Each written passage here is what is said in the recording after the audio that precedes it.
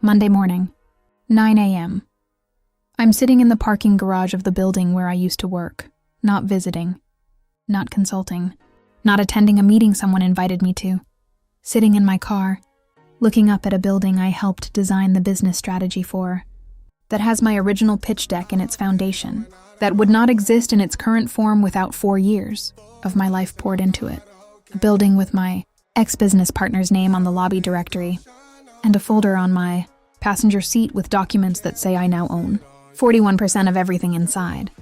I had been in this parking garage before, hundreds of times, but the last time I had been here I was not sitting, calmly with a folder. I was driving out of it, crying so hard I had to pull over twice on the way home because I could not see the road clearly. That was 14 months ago. The day David Chen had called me into the conference room we had built together, and introduced me to 2 lawyers I had never seen before, and slid a document across the table that said my role at the company was being terminated effective immediately, and that my equity stake had been reclassified under a clause in our partnership agreement that I had signed 4 years ago, and that I had trusted him enough not to have my own attorney review. I had trusted him enough.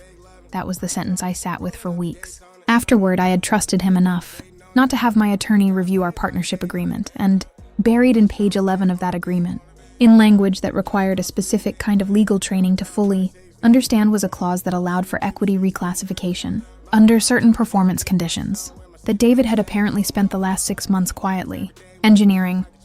He had built a trap.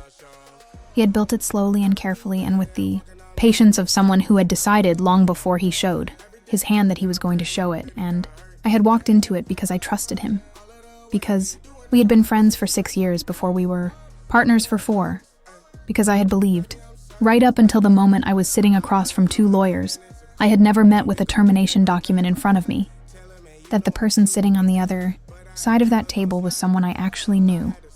I drove out of that parking garage crying. I drove back in 14 months later with a folder. My name is Simone Park. I am 34 years old, have a background in business, strategy and product development, and I am good at seeing the shape of things before they fully form, what a company could become, what a market is about to need, what pieces are missing from a structure that looks complete but isn't. I am good at this. It is the skill that built everything. It is also, eventually, the skill that got it back. Let me start at the beginning, because the beginning is where you understand how a friendship becomes a partnership, and how a partnership becomes a betrayal, and how a betrayal, if you are patient enough and precise enough, becomes something else entirely. I met David Chen at 24, at a startup accelerator program, where we were both in the same cohort with different ideas that were not quite working yet. He was building a logistics platform. I was building a market analytics tool. Neither of us was getting traction alone. We started talking. We realized our ideas were not competing. They were complementary. My analytics capability sitting underneath his logistics platform created something neither of us had alone, something with real potential. We merged our concepts. We shook hands. We became Vertex Solutions.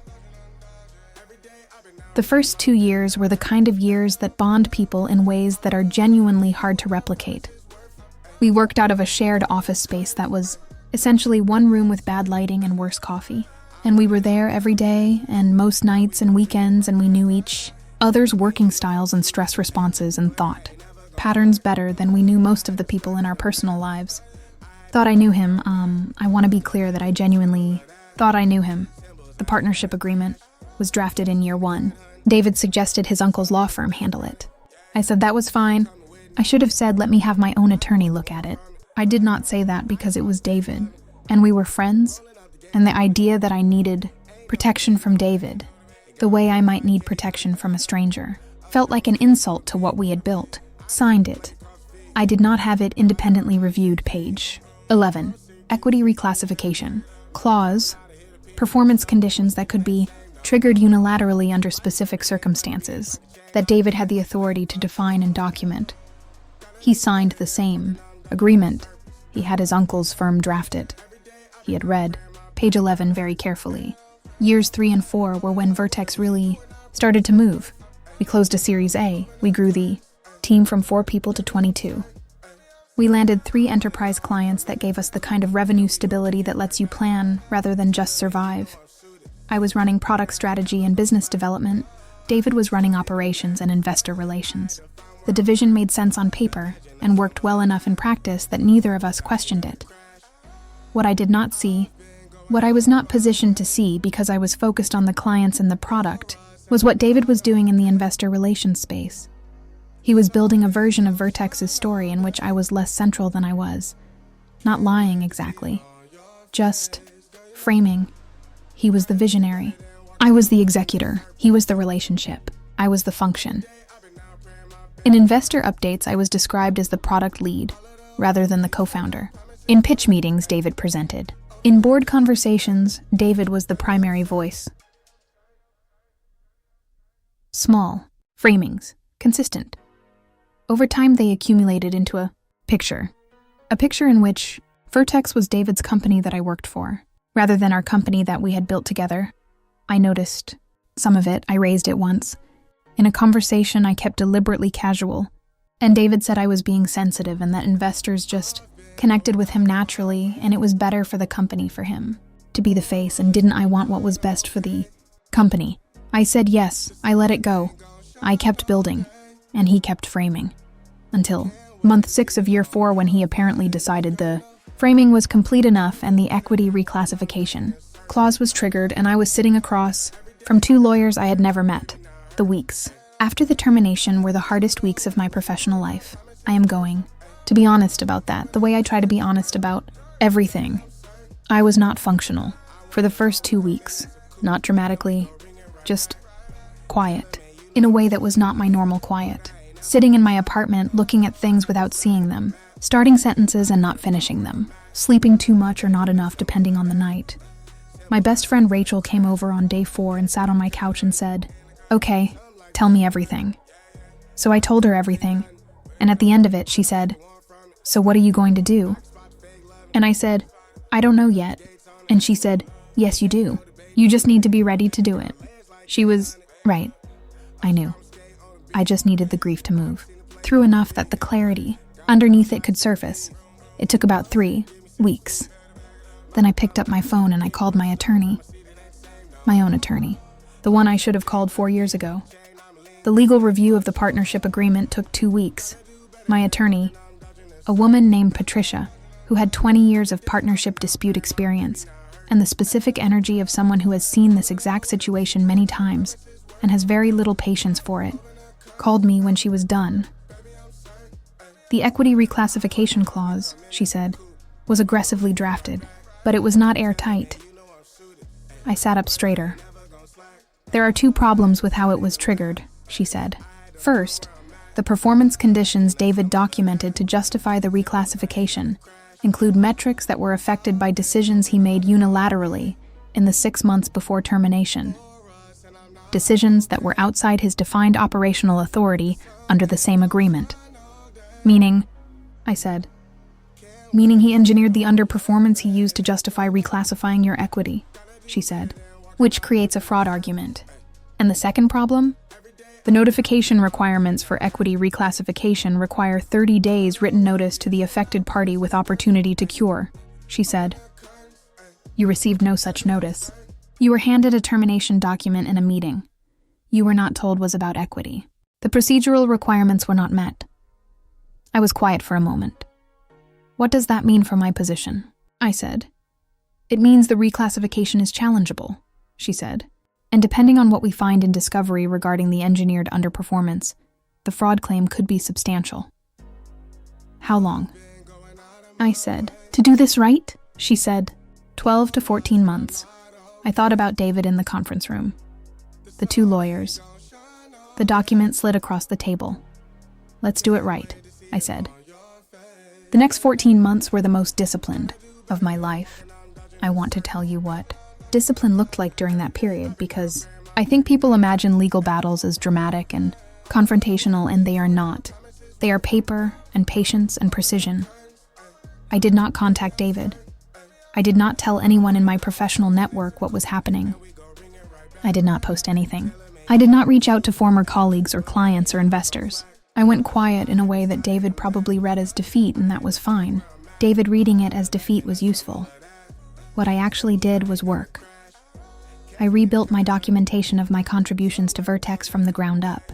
Emails, product documents, strategy decks, client communications, board presentations where my work was the substance even when David's voice was the delivery. I had copies of everything, because I had always kept copies of everything. Not out of suspicion, but out of professional habit. Those copies became the core of our case. My attorney found, in discovery, evidence of the 6 months of engineered underperformance.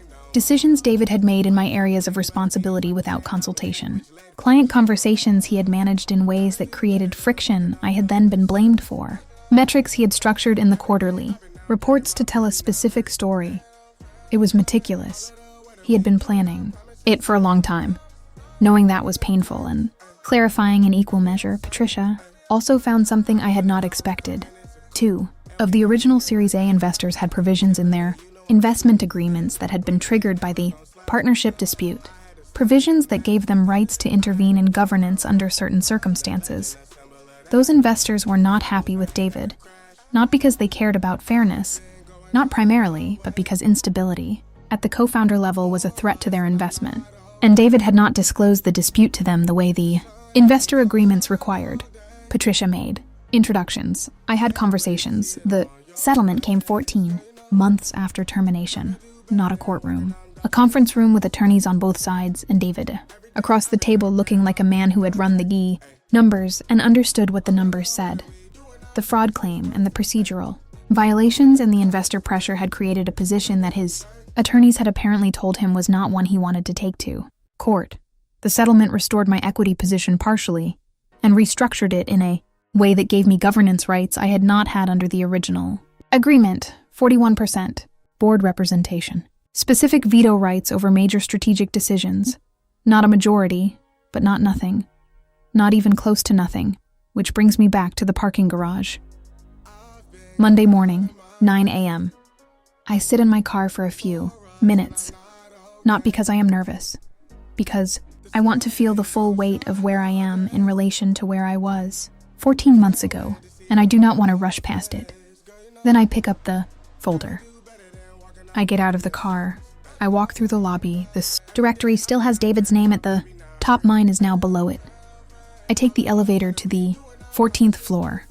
The board meeting is already in progress when I walk, and David is at the head of the table. He looks up when the door opens, and I watch his face in the 3 seconds between the door opening and him understanding who just walked. In the first second is confusion. The second second is recognition.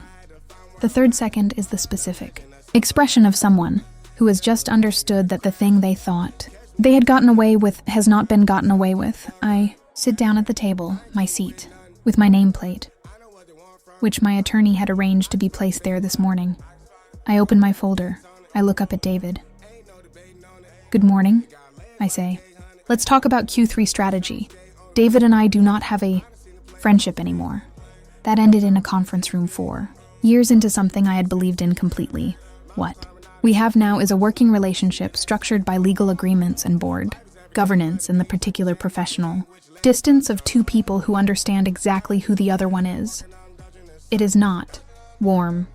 It is honest, and honest, I have learned, is more durable than warm. The company is doing well, better than it was doing in the 14 months I was gone, which the board data makes clear and which I do not say to David, but which both of us know. My contributions are documented now in board minutes and investor updates and company communications where my name appears accurately and my role is described correctly. Nobody is doing the framing for me anymore. I am doing it myself. Here is what I want you to take from this. The most expensive mistake David made was not the equity clause. It was the assumption that the person he was doing it to would not have the resources, the patience, or the precision to respond effectively. He looked at me across that conference room with 2 lawyers and a termination document, and he made a calculated that the grief would be bigger than the fight. He was wrong. The grief was real, and it was significant, and it took 3 weeks to move through enough to access what was underneath. Underneath it was everything he had forgotten I was capable of when I was building Vertex, the pattern recognition. The strategic patience. The ability to see the shape of something before it fully forms. He had used those qualities for 4 years. Then he forgot they existed when he decided I was the obstacle. He forgot that the person who built the engine knows where the kill switch is. He forgot that the person who could see Vertex's potential before it existed could also see the path back in before he thought to block it. He forgot. Didn't. The folder on my passenger seat that Monday morning was the result of 14 months of not forgetting, and the look on his face when I walked through that boardroom door was worth every single day of it.